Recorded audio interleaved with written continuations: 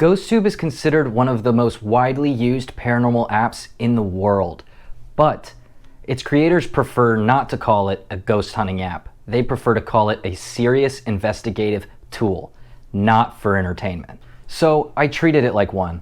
I watched how they explain it, I read what they claim to measure, and I tested it under a range of various conditions. And what I found was not what I expected. Because once you see where and how the results are produced, it becomes a lot harder to justify this as a serious investigative tool. So the first thing I did was watch a video called How GhostTube Really Works by the channel Amy's Crypt, which is actually the creators of the GhostTube app itself, run by Amy and Jared. Pretty much immediately, Amy introduces this as a ghost hunting app, but then very quickly walks that back, instead preferring to call it a serious paranormal tool.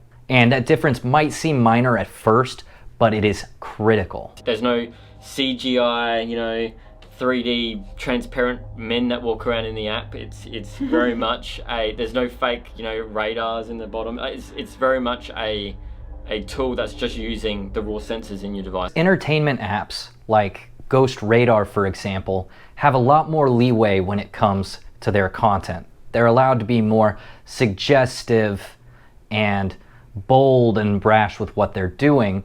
And the reason is because most users understand that it is for entertainment only and not a reliable source of information. GhostTube, however, does not market itself that way. It's because there are so many misconceptions out there about apps. And I feel like it kind of rubs off on GhostTube a little bit, and people just automatically discount it as being fake and not a legitimate tool. And for us, that's not the case. We have built this to be a serious tool, but we do treat GhostTube as a serious tool for actual paranormal investigators. That is why we built it. That is why we use it on Amy's Crypt. It markets itself as a tool, and tools imply reliability, accuracy, and a meaningful connection to reality. The creators lean heavily into this framing. Later in the video, Jared says, and this is a direct quote, "GhostTube is for serious paranormal investigators." And that one line is the reason I decided to make this video. Because the moment you market something as a serious investigative tool, it needs to be held to a higher standard. And it doesn't take long to find problems with how GhostTube is marketed versus how it actually works. For example, take a look at this clip I pulled from the Wayback Machine from GhostTube's Terms of Service in 2021. While many find paranormal investigating fun, and hence find GhostTube fun to use, it was not intended for entertainment purposes. That's a pretty clear statement, but it doesn't line up with GhostTube's own Terms of Service today, or how it's described on things like the App Store. GhostTube is for entertainment purposes. Although some people believe ghosts exist and can manipulate magnetic fields or trigger infrared sensors, these theories have not been scientifically proven. So which is it? A serious tool or an entertainment app? Well, this is only made more confusing by the Amy's Crypt YouTube channel. They emphasize credibility and the investigative techniques the app offers, but they rely heavily on disclaimers on their website. And this inconsistency really matters because most people who use GhostTube are never going to read the website. They're not going to check the terms of service, and they're ultimately not going to see these contradictions. They'll judge the app based on how it's presented in videos and paranormal investigations, where it's clearly shown as a legitimate paranormal tool. But can the app really meet those expectations? Now, everyone wants to know, a ghost hunting app's fake. Is that a question for me? Yeah. Amy asked Jared a simple question. Are ghost hunting apps fake? And Jared responds, first of all, asking if that's a question for him, which seems like a bit of a deflection. But then he does answer and he says, what is fake? That's a terrible answer. Honestly, I agree with Amy here. That is a terrible answer and not what you want to hear from the creator of the tool that you're using. No, so I guess fake is deliberately, intentionally trying to make something happen that's not happening, right? Do you agree with that? Eventually, Jared clarifies what he means, saying that GhostTube isn't deliberately fake. There's no intentional deception and there's no malicious fraud. And that might be true, but here's the problem. They're redefining the definition of the term fake. They're using it to mean intentional fraud instead of false representation of capability. Something can be built sincerely, marketed honestly, and still produce completely false conclusions. Science doesn't care about intent. It cares about validity, causality, and ultimately, evidence. Think about it. A broken thermometer that fluctuates randomly isn't lying, but it's still useless as a thermometer. Calling a device not fake because it isn't trying to deceive doesn't make it any more accurate. So I think there are some apps out there that are obviously for entertainment purposes, and a lot of them will say that they are, and a lot of them are quite obviously for entertainment purposes, like a CGI'd transparent man in my living room that's inserted by an app is most likely for entertainment purposes. It's not real. Is that app fake? Is a horror movie fake? I would say no. Of course they're fake, Jared. We all know that going in. Horror movies are shot on sets with paid actors depicting completely fictional worlds. And the audience understands that going in. And that's the key difference. Horror movies are clearly framed as entertainment. GhostTube isn't. By avoiding a clear entertainment label, GhostTube positions itself as something more serious, something more credible, and something more legitimate than the competing apps. That framing helps it stand out, but it also raises an important question. If this app isn't for entertainment and it's not intentionally deceptive, then does it have any substance as a real paranormal tool? Let's find out.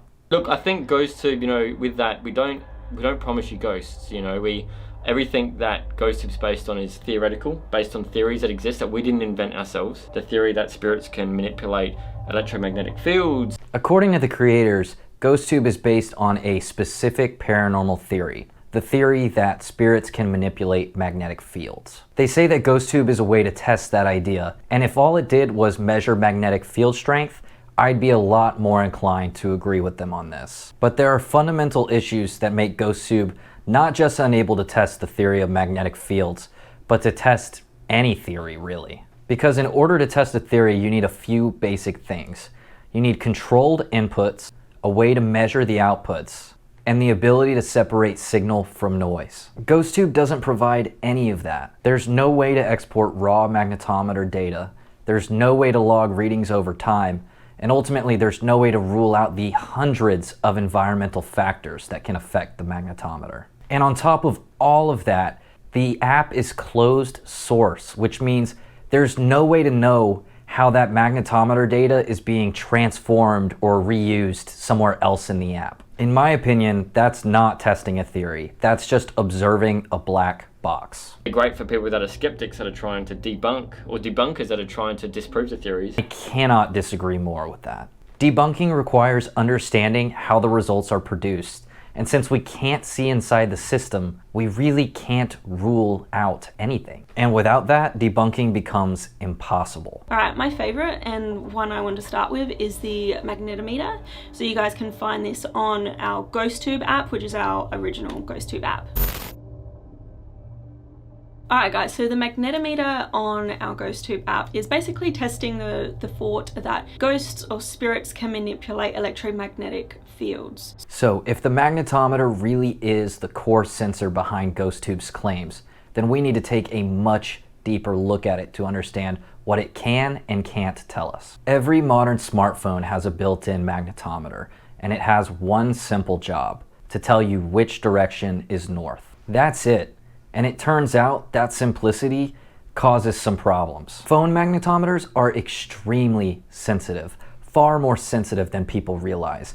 They can be affected by things like the wiring inside the walls, any kind of electronics that are around, certain kinds of metal, speakers, even motion and the internal components of your phone. Like I remember at Kapunda Cemetery, we got a fluctuation once, and then just by doing a few tests around, we actually found out it was the metal fence around one of the graves that was triggering it. Remember that? Yep. Alright, So I'm pretty sure my magnet reader's at the top of my phone, right, Jared? Yeah, it depends on the phone, but I think yours is, yep. And check this out. Like, pretty much if I touch this... Okay, so what the heck is in these? Does this one do it? Yeah. They all do. Okay, noted. The creators of GhostTube openly acknowledge this. They admit that moving the phone can cause spikes, placing the phone near certain objects can cause spikes, and even different versions of the same phone can have completely different results based on the magnetometer inside. In one example from their video, the magnetometer spikes at the exact moment a cat ball lights up. But we did have a fluctuation on the magnetometer on GhostTube. What's really, really interesting about that is all this stuff was already going on, and as I went to move my hand, which was holding my phone using GhostTube, towards the bathtub, the magnetometer spiked numerous amounts of times, and one of our flashing balls went off on the bathtub. We call those cat balls here on Amy's Crypt, so you guys love them. Basically, those balls will light up if they are physically moved. When you watch the footage, the magnetometer is spiking constantly. There's a brick where the cat ball is. Ooh. Ooh. You getting magnetometer while that's going off? Yeah, I am.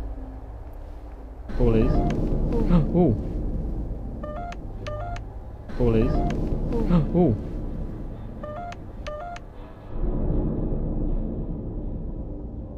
And when the magnetometer spikes that frequently, all of the results really stop being significant. That ultra sensitivity makes it unable to be used as corroborating evidence for anything, especially not the paranormal. Now the question becomes, what does GhostTube do with that magnetometer data? And that brings us to the most controversial feature in this app, the Ghost Dictionary. Which we like to call the Ghost Dictionary. Ghost Dictionary. This is where the cracks in GhostTube really start to show. Because even though this app is the most popular feature, like I mentioned before, it is super controversial. Here's how it works.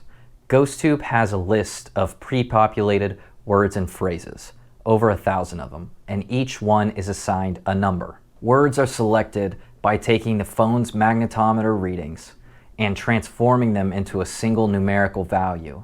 And if the magnetometer number matches the words number, then the phone will use text-to-speech to give you that word and pop it up on screen. That's the entire system. But let's stop and ask an important question.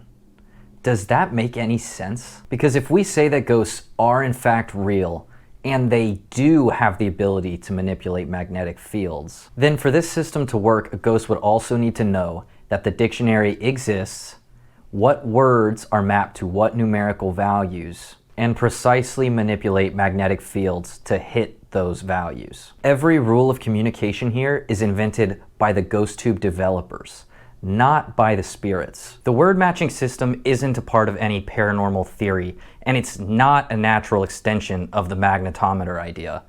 This is a private algorithm created by the GhostTube development team. There's no public documentation, no transparency, and no explanation for how an external entity would even access the dictionary. The ghost doesn't choose the language, the ghost doesn't know the rules, and the ghost doesn't even choose the words. That is all controlled by the developer. Now, to be fair, GhostTube isn't the first team to try to take environmental readings and turn them into words. A similar device would be the Ovulus. But I don't think that's a good defense because both items have the same flaws I mentioned before. And that's not even the biggest problem. This device gives false positives absolutely everywhere. Amy and Jared are aware that false positives can happen, but are they aware of just how often they happen? Yeah, I mean, just like it uses the magnetometer. So like we said last, for the magnetometer, one tip is always look for interference in your environment. If you're standing next to a refrigerator full of magnets, it's not only going to trigger your magnetometer, but it's also going to probably select words. They say you shouldn't assume every word is meaningful, but they do want you to assume that some of these words have meaning. The problem is there is absolutely no way to tell the difference. There's no way to tell true spirit communication from external devices interfering with the magnetometer. In my own testing, across over 40 trials, GhostTube spit out words every single time without fail. On average, about 3 words per minute. So how did I go about testing GhostTube and setting up these experiments? Well, I'll show you. Okay, so for my first experiment, this is the setup. We have my phone goes in here, and you can see right here, we actually have marked where the magnetometer on my phone actually is. And so what we do, or what we did for this experiment, was we placed 2 large magnets at 5 centimeters, 10 centimeters, and 20 centimeters away from it. And you can see that depending on it, the magnetometer reading changes slightly. As you bring it closer, magnetometer increases, like so. And I left it sitting still at those exact distances, right there, and recorded for 4 minutes each. And then that's considered a single trial, and then I repeated it again and again and again. So for the second experiment, we made it slightly different. And you start at the 20 centimeter mark, and going along with the beat to a metronome, you push it forward, stop, and then go back and repeat. And then go back, go forward, go back. I'm trying to see if I can hit the exact right magnetometer reading to have the device actually spit out words. Unfortunately, in all this testing, I was never able to find that sweet spot that actually triggers words immediately. I don't know. Following you. I don't know how it works on the inside since it's a closed system, but I was unable to do that. Okay, and then we also did one without a magnet at all, using this little guy that I picked up from Walmart. And I did the exact same thing with him, moving him closer and then further away, and then leaving him at different distances. So right here, and right here, like we saw in the first experiment. And then the final thing I did was compile all that into a couple of Excel spreadsheets. You can go take a look at those yourself. The link is in the description. In some trials, I got as much as 11 words in a 4-minute period, even in completely neutral environments. And another really strange thing I found in my testing was the output rate. No matter where I positioned or moved the magnets, the amount of words output on average was about the same, even when no magnets were present at all. Now, could my test have some flaws and maybe I needed to repeat these trials even more? Completely possible. But I was unable to confirm at all that the magnetometer has any influence on the words that are being output. Now, that doesn't necessarily mean it's not using the magnetometer, but I found absolutely no evidence that it is. Honestly, after doing my tests, I am not sure there's a single place on Earth where GhostTube is not going to spit out answers. Walmart, my apartment, the movie theaters, my office, nowhere was safe from spirits, apparently. I wouldn't be surprised if I took this thing up in a hot air balloon that it would still spit out random words and phrases. Ultimately, in my opinion, it seems like the words output are just stemming from a long list of potential false positives and have no real connection to the spirit world. Again, in my opinion and in my own testing. GhostTube does also allow you to add custom words to the Ghost Dictionary. In my testing, I found that custom words were almost exactly as likely to pop up as regular words in the dictionary. So here, Jared and Amy, I think that's a good thing. But it is a little concerning to me that we would let people add custom words at all. Why would someone want to add custom words? Well, I can think of 2 pretty good reasons. The first one has to do with grief. When I looked online, I found tons of people who were trying to use this device to contact deceased friends and family. And honestly, it was heartbreaking. And I wouldn't be surprised for users to add custom words specific to those friends and family to try to establish better contact. The second reason is a bit more nefarious, and it's that it makes faking paranormal evidence extremely easy. For example, if I tried to add custom words related to the Sallie house before an upcoming paranormal investigation there, it would look really compelling when the word Sallie came up, or even Tony, Deborah, or any of the other, famous terms surrounding the Sallie house story. Then the investigators will talk about, whoa, what are the odds that something like that would happen, and try to establish greater weight and meaning than it really has. And unless the investigators disclose that the word was added manually, then this entire situation looks really misleading. Other than those two cases, I really can't find a good reason to allow users to add custom words. Because if the goal was reliability and credibility, wouldn't you just add thousands and thousands of extra non-paranormal leaning words to the default dictionary? Now, I think the reason that they don't do this is because it would lessen the emotional impact of the paranormal words that fill up the Ghost Dictionary. After I had completed my testing, I did go through and tally up every word that was output over the nearly 40 trials I ran, and I found some really interesting results. Over a third of the words output were explicitly paranormal in nature.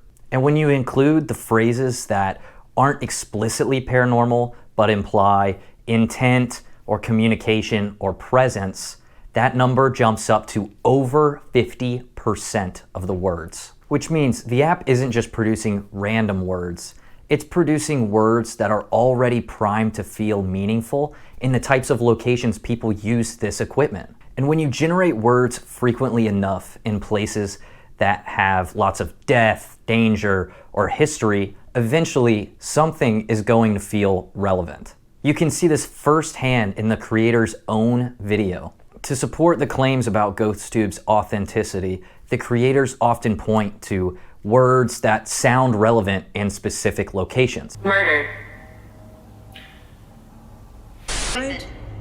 Or poisoned. Poisoned. At first glance, these examples sound really compelling, but with a limited word pool, repeated use, and vocabulary that leans towards dark and paranormal themes, matches like these aren't remarkable. They're inevitable. It seems to me that in any supposedly haunted location, GhostTube will eventually spit out a word that feels meaningful, even if it's just a complete coincidence. People are extremely good at pattern recognition, even where patterns don't actually exist. It's the same reason we see things like faces in the clouds. And it doesn't mean that people using GhostTube are lying about their experiences. It just shows that coincidences can feel meaningful, especially when we want them to be. There's also another common issue I see with people who use these devices on investigations. And that issue is selective memory. And even Jared may have fallen victim to that in the clip from earlier. We naturally remember the words that seem relevant, especially if they fit our story or our beliefs. The dozens of other words that didn't fit the narrative just don't deliver that same dopamine rush when you get a word that feels relevant. And so your brain just becomes less likely to remember those words. And over time, this can really distort your experience with the app. You can feel like it's getting real hits and nothing but real hits, when it's really producing all kinds of words and you're just selecting the ones that make sense. Again, I want to make it really clear that that isn't dishonest. That's natural human psychology. I've been a victim of this exact type of behavior as well. But it's still worth bringing up because it's something that GhostTube benefits from enormously. Because the more a user falls into the selective memory effect, the more convincing GhostTube appears to be, without ever really having to improve the accuracy. Now I want to switch it up a little bit and go into software developer mode for a second. I did attempt to inspect GhostTube's network activity on my phone. To do this, I used a network proxy, and I was really just trying to see what data the app receives and sends from my device. And I also quickly just want to state that that is perfectly legal. I didn't want to try to reverse engineer the app or do anything that might break the terms of service. Now, what was interesting is that the second I enabled the proxy, I could no longer create an account, I never received another word, And ultimately, it just seemed like the app completely did not work. Then, the second I disabled the proxy, all of those services came back online and worked perfectly. Now, what does that tell us? Well, it strongly suggests that GhostTube is using something called certificate pinning.